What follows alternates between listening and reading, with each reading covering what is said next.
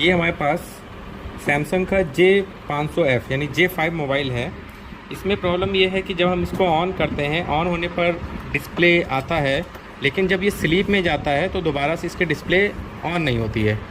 तो मैं इसको पहले आपको चेक करके दिखाता हूँ ऑन करके। ये किसी डीलर के थ्रू आया हुआ है। देखिए इसमें किसी ने चार्जिंग जैक रिमूव किया हुआ है और सेट इसी ओपन कंडीशन में आया है। इसमें ऑन बटन भी उन्होंने रिमूव करके देख लिया, लेकिन मैं आपको इसके आगे के तरीके दिखाता हूँ, कहाँ से ये फॉल्ट है स्टेप बाय स्टेप बताऊँगा।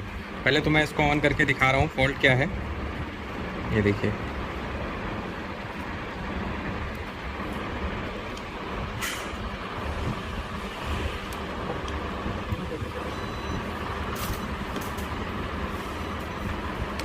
मैं इसको डीसी मशीन से ऑन कर रहा हूँ।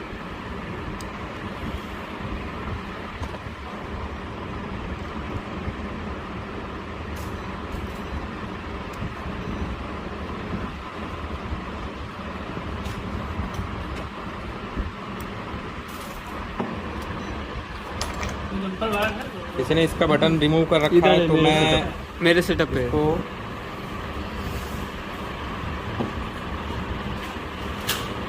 ये देखिए, अभी इसका डिस्प्ले ऑन हो गया है। अभी कुछ सेकंड रुकिएगा, जब फुल डिस्प्ले आ जाएगी और ये स्लीप मोड में जाएगा तब इसका डिस्प्ले ऑन नहीं होगा।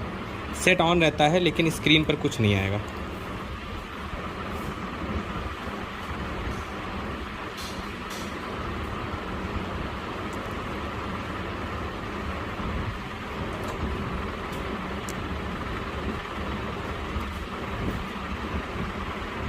देखिए अभी सेट ऑन है, इसको कुछ सेकंड के लिए छोड़ देते हैं, जब इसकी स्क्रीन ऑफ हो जाएगा। अभी सब कुछ चल रहा है, टच भी वर्क कर रहा है।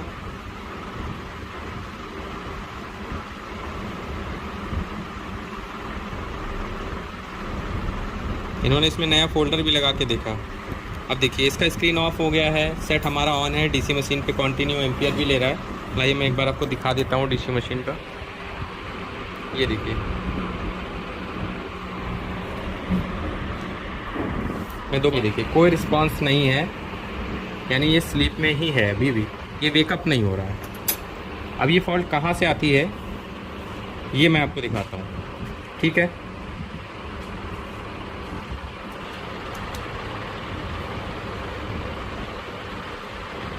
ये फॉल्ट कहाँ से आती है पहले मैं आपको बता रहा हूँ कि सैमसंग का पीसीबी है। मोस्टली ये सैमसंग के मोबाइल में ये फॉल्ट ज़्यादातर लोगों को प्रॉब्लम फेस करना पड़ता है कि स्लीप में जाने के बाद हमारी स्क्रीन ऑन नहीं होती है। तो फॉल्ट ये सेंसर से होती है। किस सेंसर से होती है? हॉल सेंसर से। अब हॉल सेंसर के बारे में मैं आपको थोड़ा सा बता रहा हूँ। हॉल सेंसर क्या होता है, जैसे मेरे पास ये मोबाइल है। हॉल सेंसर क्या करता है, मैग्नेट पे काम करता है। जहाँ पर हॉल सेंसर लगा होगा, अगर मैं वहाँ पर मैग्नेट को इस तरीके से ले जाऊँगा तो उसका स्क्रीन ऑफ हो जाएगा। ये देखिए, क्योंकि सैमसंग में आपने देखा होगा जैसे कि फ्लिप कवर लगे होते हैं, फ्लिप कवर को जैसे ही हम फ्लिप करते हैं तो उसका स्क्रीन ऑफ हो जाता है। तो ये फ्लिप कवर में लगे हुए मैग्नेट को सेंस करते हैं और उसके थ्रू क्या होता है, वो उसका आउटपुट आईसी का आउटपुट एडजस्ट हो जाता है और वो क्या करता है, स्क्रीन को ऑफ कर देगा। तो यानी कि इसमें हमारे जो इस मोबाइल में फॉल्ट आया हुआ है वो हॉल सेंसर से है। अब मैं आपको स्कीमेटिक में और उसके लेआउट में दिखाता हूँ कहाँ पर इसका हॉल सेंसर लगा हुआ है, फिर मैं इसमें आपको उसको चेक कराऊंगा। ये पीसीबी में जो है मेरा हॉल सेंसर कहाँ पर लगा हुआ है, यहाँ पर लगा हुआ है हॉल सेंसर, ठीक है।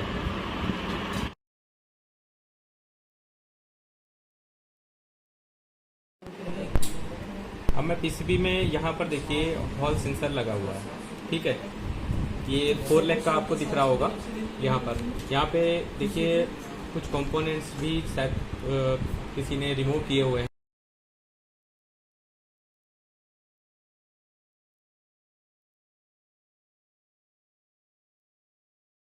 तो ये मैंने J5 का ये देखिए पीसीबी से लेआउट खोल रखा है। अब इस लेआउट में सबसे पहले यहाँ पर मैं आ जाता हूँ, जो कंपोनेंट मैंने आपको पीसीबी में दिखाया था नीचे की ओर लगा था, थोड़ा मैं जूम आउट कर लेता हूँ जिससे आपको क्लियर दिखेगा। तो ये देखिए यहाँ पर ये उसका पूरा लेआउट दिया हुआ है और यहाँ पर इसका हॉल सेंसर लगा हुआ है। बहुत लोगों को मालूम ही नहीं है कि ये क्या है, सेंसर है या कोई आईसी है या एलडीओ है। तो यहाँ पर देखिए इस पे लिखा हुआ है U6005। इसके पास में एक कॉइल लगी हुई है L6003 और एक कैपेसिटर लगा हुआ है 6033। ठीक है, तो U6005 को मैं दिखाता हूँ आपको क्या वर्किंग, किस तरीके से वर्किंग होता है। पहले इसके बारे में समझ लेते हैं।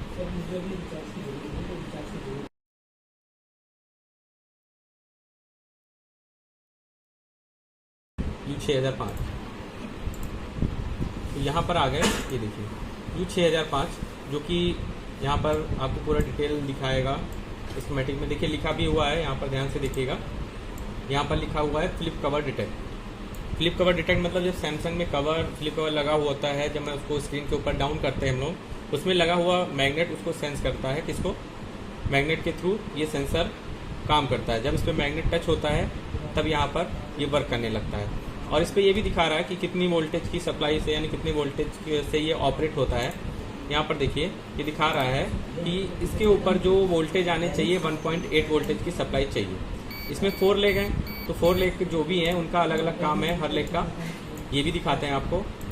यहाँ पर सबसे पहले देखते हैं, एक पिन VDD की है, VSS मतलब ग्राउंड, एक नॉट कनेक्टर और एक आउटपुट। ठीक है, तो यहाँ पर सबसे पहले हम देख लेते हैं इसकी पिनों के बारे में देख लेते हैं। कूल टेस्टिंग में देखेंगे, क्योंकि यहाँ पर किसी ने कंपोनेंट रिमूव किए हैं। एक कॉइल यहाँ पर ग्राउंड कर रखी है, एक कैपेसिटर लगा हुआ है, और जो आउटपुट पिन है वो कहाँ पर जाता है ये भी देख लेते हैं। तो सबसे पहले हम कूल टेस्टिंग के थ्रू ये दिखाते हैं कि इसमें क्या प्रॉब्लम हो सकती है। तो कूल टेस्टिंग,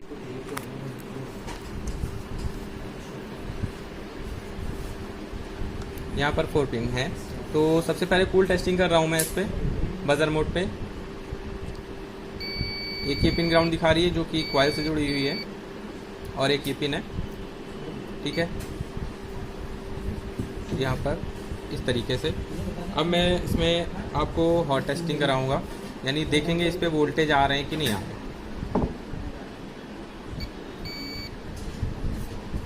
ठीक है, एक पे रख के इसकी GR चेक कर लेता हूँ इसकी पिनों का। ठीक है, इसमें 2 पिनों में GR आना चाहिए, क्योंकि एक इनपुट 1.8 वोल्ट का है और एक जो आउटपुट हो रहा है Vout फ्लिप कवर डिटेक्ट, तो और एक NC है। ठीक है, यहाँ पर आपको दिख रहा होगा, यहाँ पर GR आ रहा है, यहाँ नहीं आ रहा है क्योंकि ये NC पिन है और ये आउटपुट पिन है। यहाँ पर भी आ रहा है। ठीक है,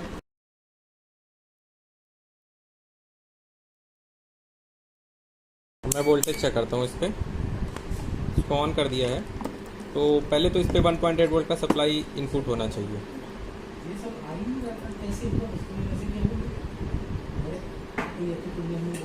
तो यहाँ पर देखिए कितना आ रहा है, 0.68। यहाँ पर कितना आ रहा है, यहाँ पर कुछ नहीं है, 1.7 मिली वोल्ट लिखा हुआ है।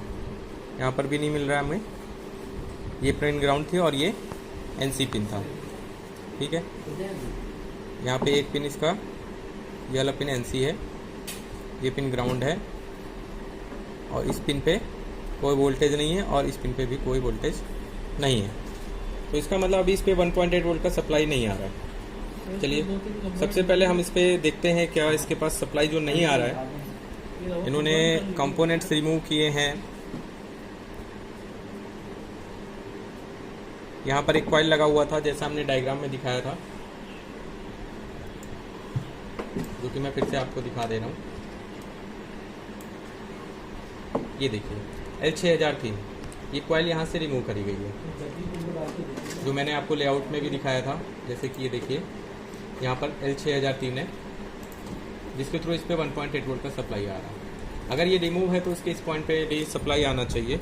ये चेक कर लेते हैं कि इसके दूसरे पॉइंट पे सप्लाई है कि नहीं है।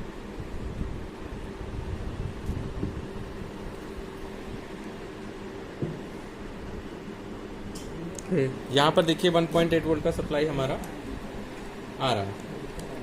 ठीक है, तो किसी ने कंपोनेंट रिमूव किया है। हम इस पे सबसे पहले 1.8 वोल्ट का सप्लाई देकर देखते हैं क्या ये प्रॉब्लम सॉल्व होती है कि नहीं।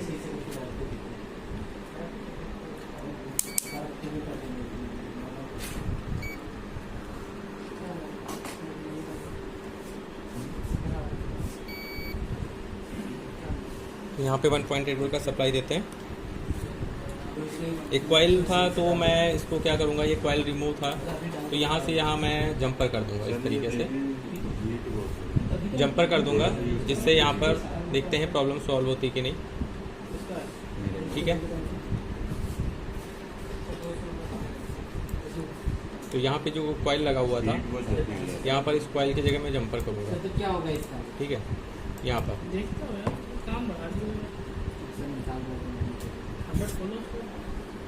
ये लगा है, उसी में लगा है, मीटर में आ रहा है।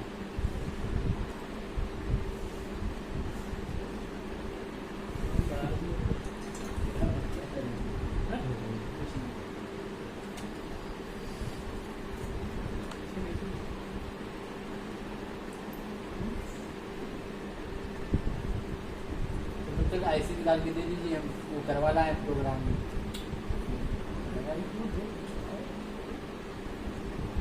वही बाहर आ गया।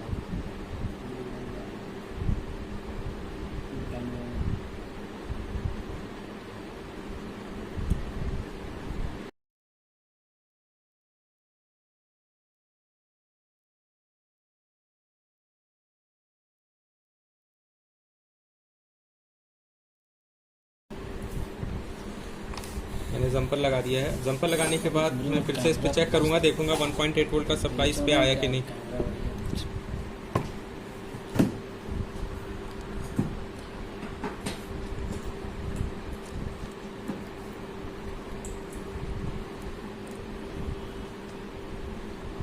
अब इसको ऑन करता हूँ मैं।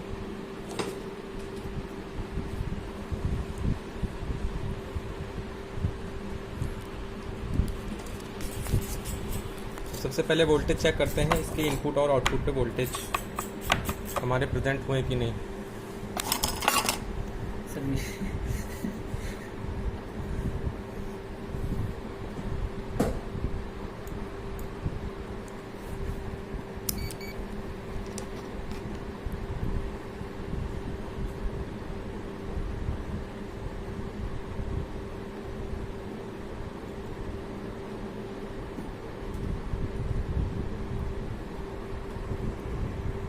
ये देखिए यहाँ पर 1.8 वोल्ट का सप्लाई है इनपुट पे, और आउटपुट पे देख लेते हैं, यहाँ पर भी 1.8 हमें मिल रहा है।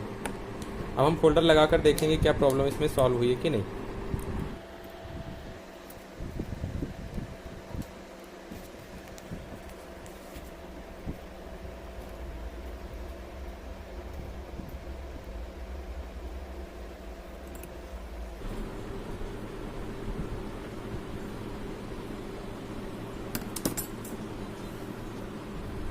सेट को ऑन कर दिया हमने, ये देखिए। अब इसमें देखते हैं डिस्प्ले ऑफ होने पर क्या ये दोबारा से जब स्लीप में जाएगा और हम पावर बटन प्रेस करेंगे तो स्क्रीन आता है कि नहीं, यानी ग्राफिक और लाइट कुछ भी नहीं आता है।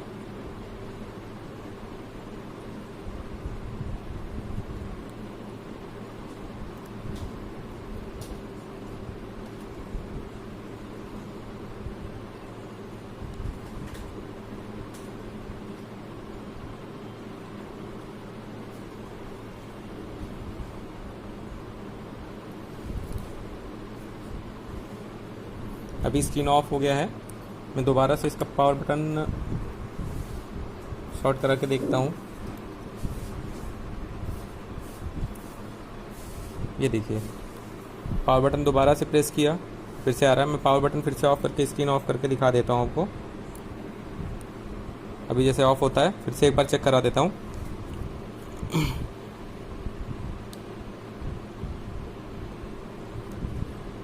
फिर से मैं पावर बटन प्रेस कर रहा हूँ। ये देखिए, यानी ये जो प्रॉब्लम हमारे सेट में आती है सैमसंग में, तो मोस्टली कहाँ से आती है, हॉल सेंसर से आती है, दिखाया था। इससे मैं आप आगे बता दे रहा हूँ।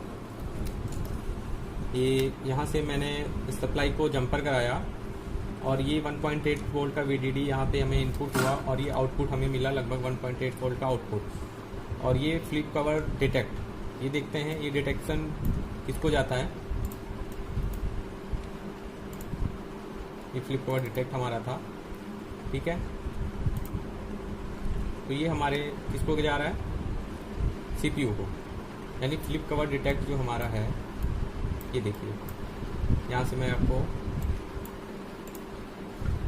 क्या लिखा हुआ है, UCP 3000-1 कौन सा है, अगर आपको थोड़ा लिखा हुआ है MSM 8916, यानी इस फ्लिप कवर डिटेक्ट CPU को जा रहा है। CPU को इन्फॉर्मेशन नहीं मिल रही थी, इस वजह से क्या कर रहा था, वो स्क्रीन को स्लीप में जाने के बाद उसको ऑन नहीं कर रहा था दोबारा से। तो ये पता चल गया अब कहाँ से फॉल्ट है हमारे में। ये फॉल्ट मोस्टली आ जाती है हमारे सैमसंग के सेटों में,